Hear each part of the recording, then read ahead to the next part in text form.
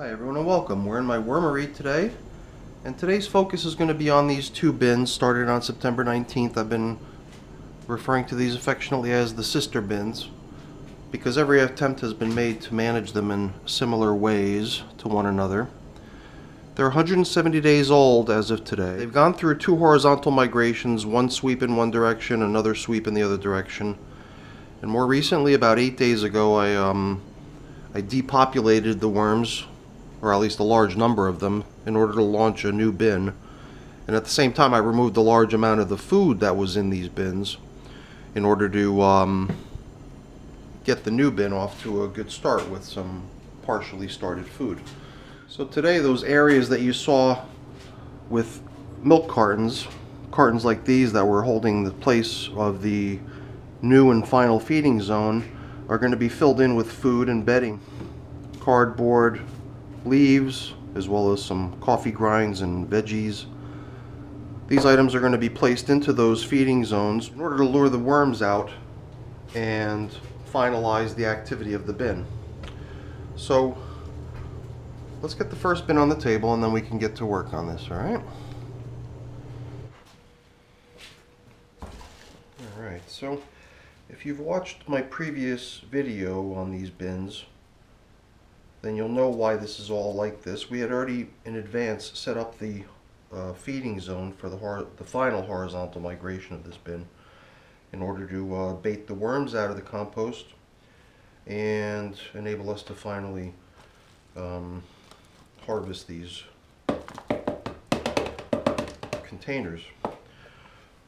So it should be a pretty straightforward process. All I'm going to do is drop in the new materials here, and then we'll do the same for the other bin, and then we'll go ahead and we'll cover them up again and leave them be for another couple weeks, and then we'll see. Hopefully that'll be enough motivation to bring the worms over and to lure them out of the compost over into the new feeding zone, facilitating a nice easy separation of the two.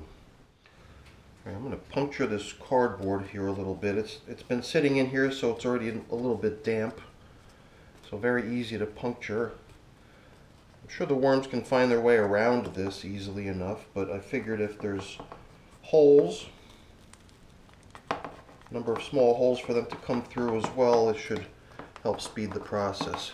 Before we do this, I'd like to just take a little peek within the compost just to see how things look. I can already see a fair number of worms poking around in here. You can tell just from the way the material crumbles and moves that it's not terribly moist, but it's definitely not dry either. Seems to be right where you would want it to be. And there are a fair number of worms all over the place.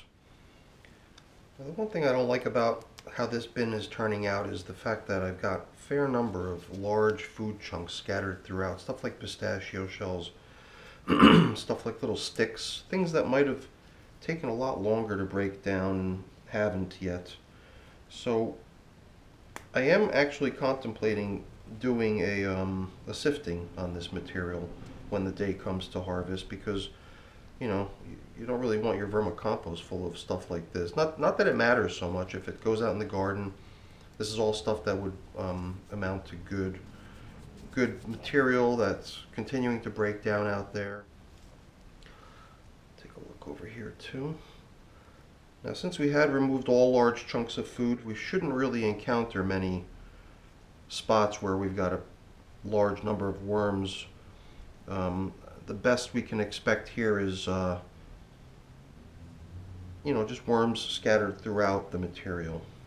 That's what I think we're seeing here. Pretty much anywhere I look, I'm encountering worms of different sizes. And they're just continuing to try to work the material down to the best of their ability.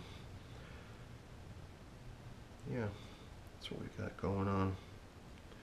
Looks pretty decent. It's pretty healthy.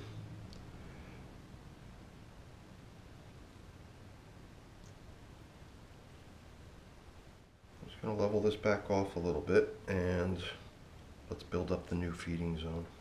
So I'm going to begin here with just a handful of leaves. kind of layer this in a little bit. Let's throw in a little bit of coffee.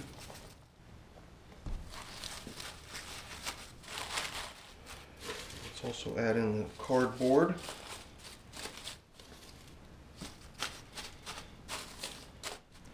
And we'll add some food. Alright, so I've got a variety of different things here. I've got a tomato, got some leaves of celery, I believe. Here's some carrot. And we've got a couple banana peels.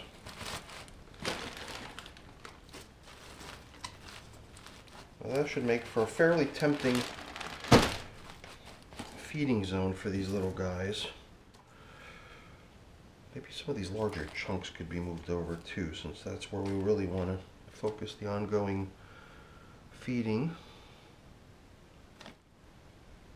See how nice these castings look.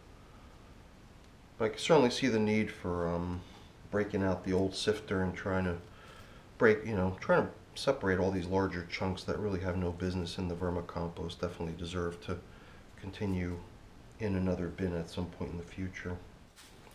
I'm going to go ahead and keep the, normally I cover everything with paper, but I'm going to return these to the shelf and I'm going to cover them up again the way they had been to restore that terrarium effect, which allows any sort of evaporating moisture off the food and off the rest of the material to stay within the bin, condensate, and drop back down, or at least stay in. So try to keep the moisture levels high, keep it nice and damp, and that should help help a lot of this dry material to also start to soften up with moisture.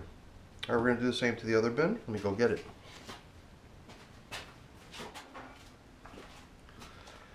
Okay, so now like we did before, we're going to puncture. We're going to put some perforations into this cardboard, which should hopefully allow the worms to make their way through more readily. And either way, we're just going to maybe increase their odds of getting through easily. Let's also peek into the material on this bin and see how things are progressing. It's much the same, except it seems, well, here we go. Didn't really see much action at first, but now I'm starting to see some worms. Tiny, tiny worms. And some larger ones down here at the bottom.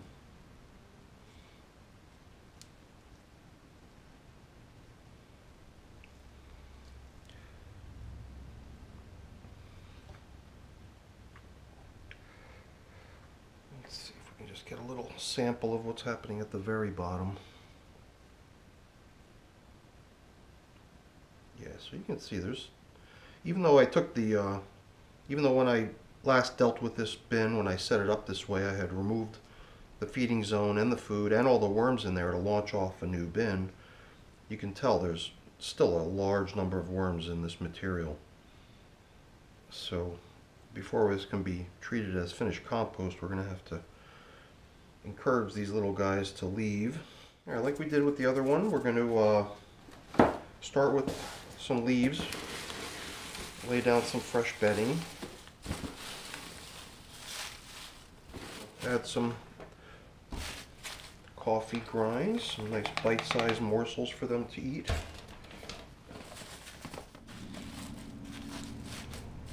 Pretty good.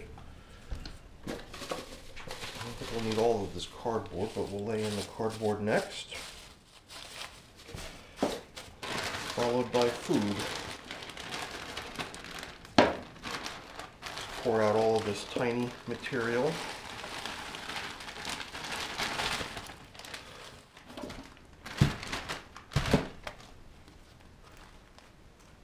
Terrific. And top it all off with leaves. So nothing too fancy today, but since this is the final stage of this bin, and since everyone's been following along, I figured people would probably want to know what's going on with these and how I'm dealing with them. So this is the home stretch now, 170 days. Final feeding zone has been set up to see if we can lure the worms out. And we'll revisit this in another couple of weeks to see if we're getting the sort of results we had hoped for. So, alright, so I'm going to go ahead and I'll put this stuff back on the shelf and restore the covers and everything.